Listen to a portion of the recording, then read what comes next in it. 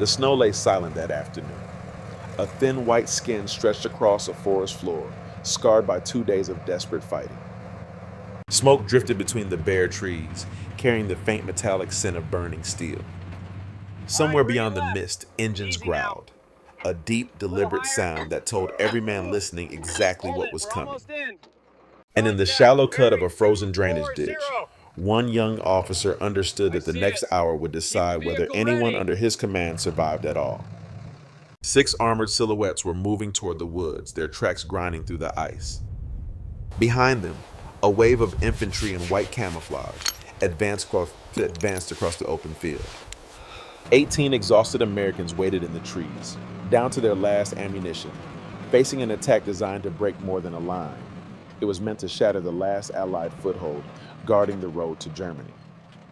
What compels a man, barely 19, to stand his ground against a force that should have crushed him in minutes?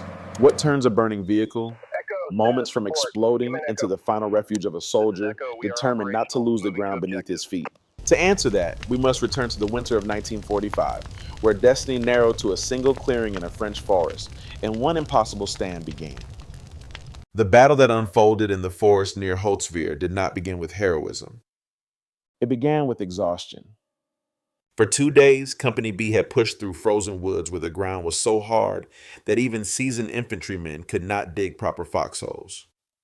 Every step forward had been paid for in blood, 102 men killed or wounded before the unit ever reached the position they were ordered to hold. By the morning of January 26th, only 18 remained, scattered among the trees like the last embers of a dying fire. The terrain itself seemed determined to defeat them. The Bader Reed Forest clung to the eastern edge of the Colmar Pocket, the final German stronghold west of the Rhine. Whoever controlled those woods controlled the narrow road that cut through them, a lifeline for Allied forces advancing north and a gateway that German armor would exploit if it fell. Snow muffled sound but did nothing to conceal the hulking silhouettes that often emerged from the tree line. Tanks probing for weak points, infantry testing the American defenses, artillery filling out the range. Higher command understood the risk with painful clarity. The Colmar Pocket had resisted Allied pressure since November 1944. Its collapse would open the path toward Germany itself. Its survival would prolong a brutal winter and cost thousands more lives.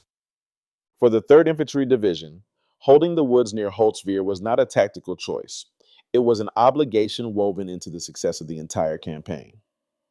Into this crucible stepped a 19-year-old officer who had never asked for command. Hours earlier, he had been a platoon leader. By dawn, he was the last surviving officer in the company. Responsibility had found him through attrition. One by one, the veterans who had carried Company B through North Africa, Sicily, and Italy had fallen. Now he alone had to hold a position that had already shattered a larger and better supplied unit. As he studied the fog-bound clearing ahead, the signs of what was coming became unmistakable. Tracks in the snow. The low growl of engines approaching from Holtzwihr. Movement, discipline, deliberate, spreading wide. The enemy was not probing now. They were committing. 6 Panzer, 5 tanks were advancing in 2 wedges, supported by a full complement of infantry in white winter camouflage. The attack was not designed to pressure the line. It was designed to break it. American doctrine was clear. When outnumbered and outgunned, a small unit should fall back, regroup, and fight another day. But retreat here meant surrendering the road, inviting enemy armor to drive directly into the regimental command post, barely a mile behind them. If Company B withdrew, the entire sector could collapse. 18 men, 6 tanks, 250 infantry, and one narrow strip of road that could not be lost. As the German formation emerged fully from the mist, the young officer understood that the opening moves of this battle had already been decided. There would be no retreat. Not today. The German assault began with a kind of cold precision that only seasoned soldiers recognize. Artillery whistled overhead, exploding in the frozen woods behind Company B's line, shaking loose branches heavy with ice. The barrage was not meant to destroy the Americans outright. It was meant to pin them, to blind them, to ensure that when the tanks arrived, nothing would stand in their way. From the edge of the trees, the first M10 Tank Destroyer opened fire. Its 3-inch gun punched a shell across 700 yards, striking the lead Panzer head-on. The round skipped off the tank's angled armor, a harmless flash against plate steel. A moment later, the German 88 returned the gesture with brutal efficiency. Fire burst from the M10's crew compartment. Its hatch flew open. Men tumbled out and sprinted toward the tree line as the vehicle burned behind them. The second M10, positioned farther to the rear, fared no better. Flames licked it at its engine deck, the smell of burning fuel spreading across the clearing. Any rational soldier would have avoided the smoldering machine, a steel coffin waiting to erupt. But the young officer knew something the Germans did not. The .50 caliber machine gun mounted on its turret still stood intact, its ammunition box untouched by the fire. The situation deteriorated with brutal speed. German infantry flooded into the no man's land between the village and the woods, scattering into shell craters as American artillery found its rhythm. They pressed forward in waves, white parkas melting into the snow until rifle flashes betrayed their advance. At 400 yards, their outlines sharpened. At 300, their machine pistols began to chatter. Company B's thin line lit up with rifle and carbine fire, but it was clear to everyone in those trees that small arms alone would never stop armored steel. Realizing the line would soon be overrun, the officer made a choice that defied doctrine, logic, and survival instinct. He ordered his men to fall back deeper into the forest, to positions where they could regroup and avoid annihilation. Then, with the field telephone in one hand, he ran alone toward the burning M10, weaving through explosions and rifle bursts that cracked the air around him. Reaching the tank destroyer, he hauled himself onto the scorched hull, feeling the heat through his gloves. Smoke poured from the open turret. Inside, visibility shrank to a haze of firelight and choking fumes. But the .50 caliber was still there, steady, loaded, and capable of reaching every German soldier on the field. He climbed onto the turret roof, pulled the charging handle back, and set his shoulders behind the weapon. The first burst tore across the clearing like a thunderclap. Bring it left. German infantry dove instinctively, but there was nowhere to hide. Tracer fire stitched the snow, cutting through squads that had moments earlier believed the burning vehicle to be irrelevant. Shell casings ricocheted off the turret and rolled toward his feet, burning through the cloth of his trousers. Still he fired, sweeping left, then right, punishing every attempt to flank the position. Artillery answered his shouted coordinates between bursts. Shells landed behind the Panzers, isolating them from their infantry support. The battlefield narrowed to a single point. One man, one machine gun, and a storm of steel advancing from all sides. Watch the ropes. For nearly an hour he held. The moment of greatest danger came without warning. An 88mm round struck the M10's hull just below the officer's position, lifting the entire vehicle with a violent jolt. Hot metal fragments tore through the air. One shard punched into his leg, and for an instant the world narrowed to fire, smoke, and the sharp sting of pain spreading through his boot. He looked down only long enough to see blood darkening the wool, then lifted his eyes again to the field. The Germans were still coming. At 150 yards, he could see their faces now, young men struggling forward through snow churned red and brown. Some were terrified, others resolute, all of them caught in the grinding logic of an assault that no longer made sense.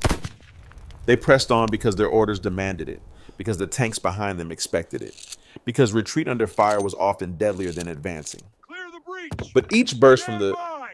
.50 caliber sent bodies tumbling, scattering the formations that had moments earlier looked unbreakable.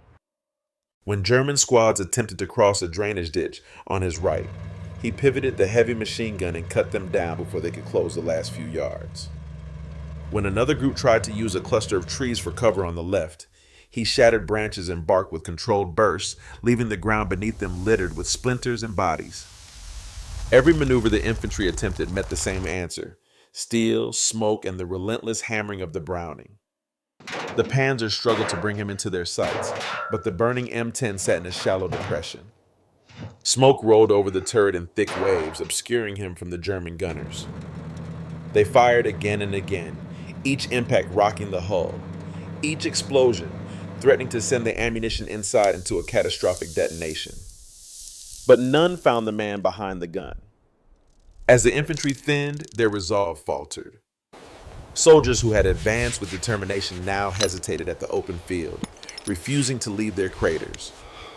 Others crawled back toward Holtzwihr, dragging wounded comrades through the snow. Without infantry support, the tanks became exposed. In close terrain, armor alone was vulnerable, something every German commander on the field understood. When the lead Panzer rotated its turret and began backing away, the rest followed. Turn the tracks left. Give it What had full begun as a throttle. coordinated assault dissolved into a retreat. The officer fired his last belt into the fleeing ranks, then released the trigger as the bolt locked back.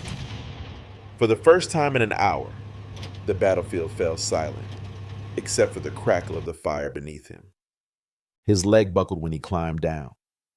He staggered through the snow, dragging the field telephone with him. 30 yards away, the M10 erupted. The blast tore the turret free and hurled it through the air, flames clawing 100 feet upward. If he had stayed atop the vehicle a few seconds longer, no trace of him would have remained. Reaching the edge of the woods, he found his 18 men emerging from the trees, every one of them alive. He refused medical evacuation. The enemy was fleeing, disorganized. This was the moment to reclaim the ground they had lost. Under his direction, Company B advanced once more into the clearing. There was no further resistance. The Germans were gone. By the end of the day, the Americans held their position. By the next afternoon, Holtzwihr fell. 2 weeks later, the Colmar Pocket collapsed entirely. 1 hour on a burning tank destroyer had helped shift the momentum of a campaign that had resisted Allied efforts for months.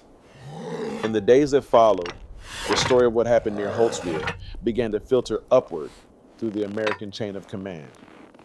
Reports from surviving riflemen, artillery officers, and Staff Sergeant Elmer Brawley all aligned. A single officer had held an entire German assault at bay long enough for his men to survive and for the line to hold. But in the broader context of the war, the implications stretched far beyond one battlefield. For American commanders, the action at Holtzwihr highlighted a reality that doctrine often struggled to capture: the power of individual initiative. The U.S. Army had long emphasized unit cohesion, coordinated maneuver, and disciplined withdrawal when outnumbered. Yet here was an instance in which one soldier, armed with a burning tank destroyer and a field telephone, had altered the outcome of a divisional operation. In the months following the battle, leadership programs at regimental and divisional levels cited the event as evidence that battlefield judgment, when rooted in experience and clarity of purpose, could outweigh rigid adherence to doctrine. This understanding eventually found its way into the curriculum of the United States Military Academy at West Point. Cadets studied the engagement not as a tale of recklessness, but as a case study in calculated risk, when a commander may choose to sacrifice himself to preserve his unit, and how moral responsibility and tactical necessity can converge in the span of a few seconds. The lesson was not that courage alone wins battles, but that courage paired with situational mastery can reshape the course of a fight. Internationally, the legacy took a more tangible form. In the village of Holtzwihr, the people who witnessed the destruction of their homes and the liberation of their streets erected a memorial at the precise site where the stand occurred. The sculpture and stone marker faced the same open ground where German armor once advanced. The forest line remains nearly unchanged, a quiet reminder that even vast campaigns sometimes hinge on a single clearing and a solitary figure refusing to move. Yet perhaps the most enduring consequence emerged far from the snow of 1945. In the decades after the war, the officer who survived that hour on the M10 became one of the first public voices in America to speak openly about the psychological wounds carried by combat veterans. His testimony before Congress and his advocacy within the Veterans Administration helped lay the groundwork for what the nation would eventually recognize as post-traumatic stress disorder. The soldiers he saved at Holtzwihr were not the only ones whose lives he would touch. When the smoke finally cleared from the forest near Holtzwihr, the battlefield revealed no triumphal banners, no crowds, no fanfare. Only the quiet aftermath remained. Shattered trees, frozen earth torn open by artillery, and the long shadows cast by lives that had nearly been lost.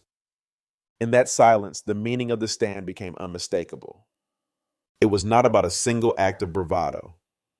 It was about the weight one soldier was willing to carry, so that the men behind him would never have to.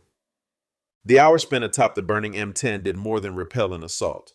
It reshaped the idea of leadership under fire. It reminded commanders and future generations that courage is rarely loud, rarely clean, and never free. It comes with smoke in the lungs, wounds in the flesh, and years of memories that refuse to fade. The officer who stood in that blaze carried those memories long after the war ended, long after the applause faded, long after the medals were stored away. His struggle with the hidden wounds of combat would become a second fight, one fought not with weapons, but with honesty, vulnerability, and a determination to ensure that other veterans would not face their battles alone. Today, the clearing near Holtzwihr remains almost unchanged. The road still cuts across the field. The forest still rises along the eastern edge. In winter, snow settles over the ground just as it did in 1945. Visitors who stand at the memorial can trace the line of advance, feel the cold wind that once carried the sound of tanks, and understand, if only faintly, how narrow the margin between survival and destruction truly was. Perhaps that is the real legacy of the battle, the knowledge that history can pivot on the actions of a single individual at a moment when retreat feels easiest and resistance feels impossible. It is a reminder that courage often appears when there is no one left to witness it, and that the quiet resolve of one soldier can echo across decades. As you reflect on this story, consider the lessons that endure. What does leadership demand in moments when the odds are absolute? How do we honor those who return from battle carrying wounds unseen? And what responsibilities do we inherit from those who refuse to let their friends die on a frozen field far from home? If this history speaks to you, we invite you to join the conversation. Share your thoughts, subscribe for more stories shaped by sacrifice, and help ensure that the men who fought in these forgotten corners of the world are never forgotten themselves.